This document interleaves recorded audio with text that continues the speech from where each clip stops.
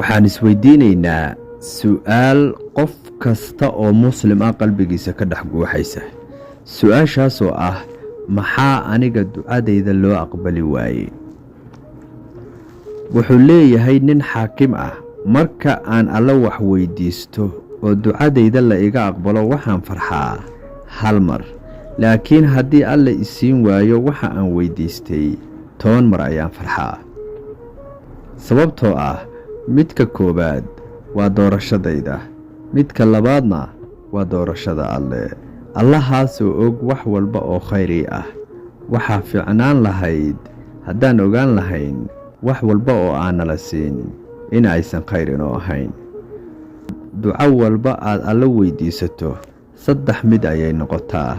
nebiga calayhi salaatu wasalaam wuxuu leeyahay, qof kasta oo muslim ah oo alla barya oo alla ka barya wax aan dembi ku jirin iyo qaraabo goyn, allaah wuxuu ku siiyaa baryadaas 3 hab midkood: inuu u soo dedejiyo oo siiyo waxa uu weydiistay, ama uu u kaydiyo aakhiro, ama uu kaga leexsho musiibo ku dhici lahayd.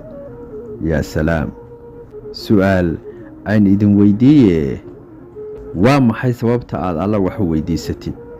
marka aad alla weydiisanaysid guur, ganacsi, gaari, guri, carruur iyo wixii la mid ah, waxaad rabtaa soo ma ahan wanaag.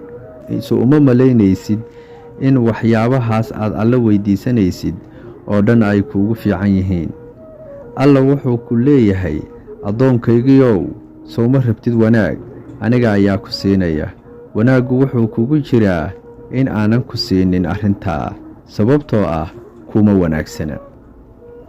su'aal ayaan idinku soo celiyey mar kale oo aydan weydiinayaa, marka ma ducadaadii ayaa la aqbalay mise lama aqbalin?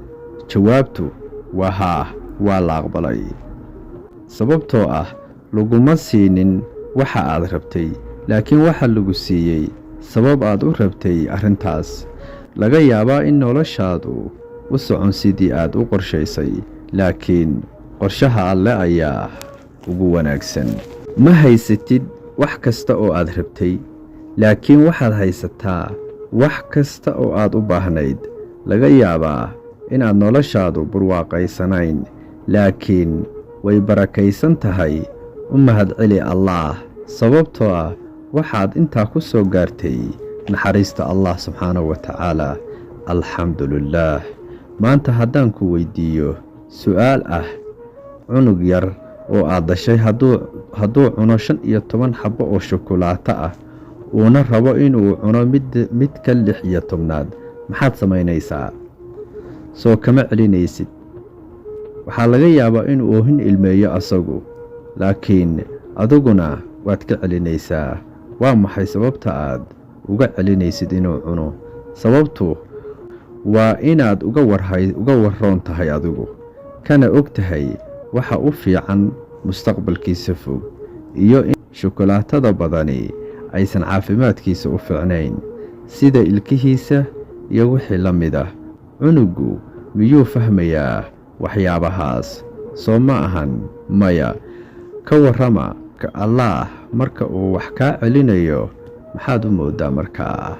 allah qur-aankiisa wuxuu ku leeyahay, waxaa laga yaabaa in waxa aad jeclaanaysaan ay idin yihiin shar, balse adinku garan maysaan, ee allaah ayaa garanaya. waxaad dhahdaa mar walba, ilaahayow, adiga ayaa garanaya waxa ii wanaagsan, ee igu caawi inaan aqbalo qadarka iyo wixii aad ii qortay. yaa rabbi, wax walba adiga hayaa naga og, adiga ayaana xogogaalkeeda leh. ilaahayow, nagu arsaaq waxa noo khayrka ah, naga qabo, nagana fogee inta uusan khayrku noogu jirin.